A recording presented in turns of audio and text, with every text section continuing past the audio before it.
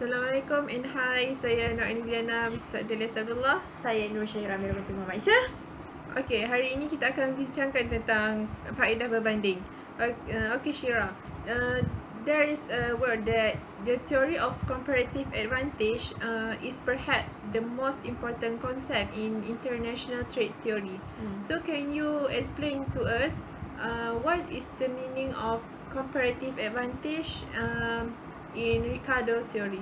So, the theory of comparative advantage is an economic theory about the worth gained from trade for individual, firm, and nation that arise from difference in their factor endowment or technological progress. In economic model, an agent has a comparative advantage over opportunity cost. David Ricardo developed the classical theory of comparative advantage in 1817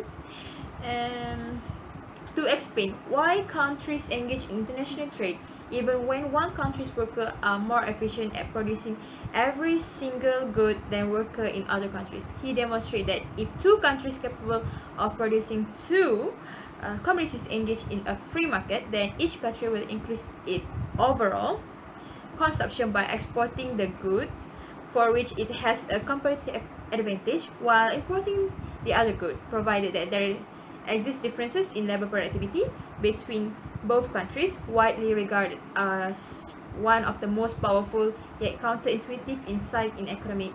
So Ricardo theory implies that comparative advantage rather than absolute advantage is responsible for much of international trade. So I want to ask you, Aini, what is the reality of theory of comparative advantage? For me, in my opinion, reality in real world is against the Ricardo theory, competitive Ricardo theory. Whereas many people who learn about the theory of comparative advantage quickly convince themselves that its ability to describe the real world is extremely limited, if not non-existent. Although the result follow logically from the countries producing two goods using just one factor of production, there is no capital or land or other resources needed for production. The real world, on the other hand, consists of many countries producing many goods using many factors of production. In the model, each market is assumed to be perfectly competitive, when in reality we know that there are many industries in which firms have market power. Second, realistic is labor activity is assumed fixed, when in actually it changes over time. Perhaps based on past production levels, full employment is assumed when clearly workers cannot immediately and costlessly move to other industry. Also, all workers are assumed identical. This means that when a worker is moved from one industry to another industry, he or she is immediately as productive as every other worker who was previously employed. Finally, the model assumes that technology differences are the only differences that exist between the countries. Yes. Jadi,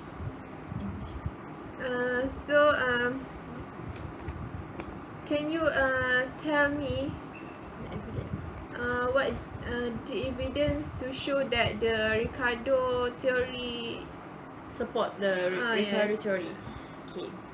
So, comparative advantage. After back, the comparative advantage is a theory about the benefit that specialization and trade will bring rather than a strict prediction about actual behavior. So, there is a large amount of empirical work testing the predictions of a particular model. For example, the Ricardian model. predict that technological difference in country result in difference in labor productivity. The difference in labor productivity in turn determine the competitive advantage across different countries. So testing Ricardo model, for instance, involve looking at a relationship between relative labor productivity and international trade patterns. A country is relatively efficient in producing shoes tend to export shoes.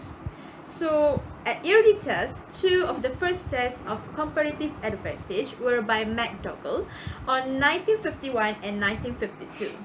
A prediction of two countries regarding comparative advantage model is that countries will export goods where output per worker is higher. That is, we expect a positive relationship between output per worker and number of export. McDougall tests this relationship with data from the US and UK and did indeed find a positive relationship.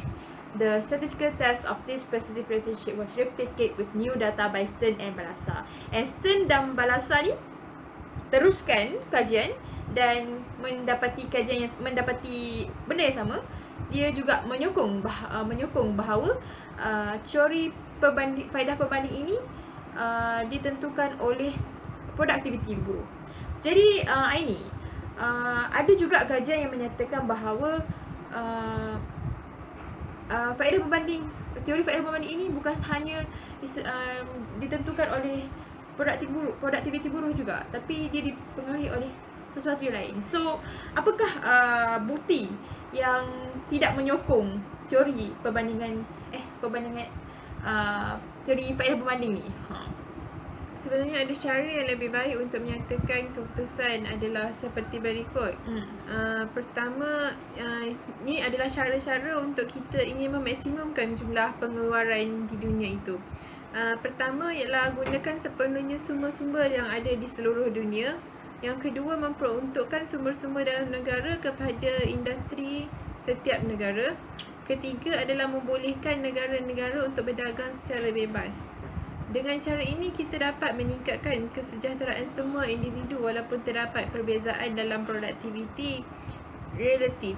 Dalam penerangan ini, kita tidak meramalkan bahawa keputusan yang akan membawa kepada dunia sebenar yang kompleks. Sebaliknya, kita menjalankan logik ke dunia nyata dan bertanya bagaimana keadaan akan perlu melihat untuk mencapai hasil tertentu yang ini output maksimum dan bermanfaat.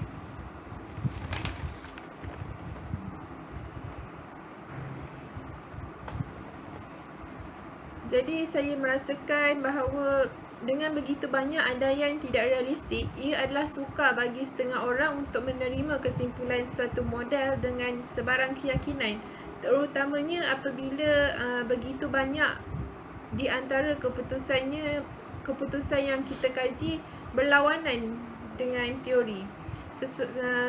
Sesungguhnya salah satu aspek yang paling sukar dalam analisis ekonomi adalah bagaimana untuk mentafsir kesimpulan sesuatu model.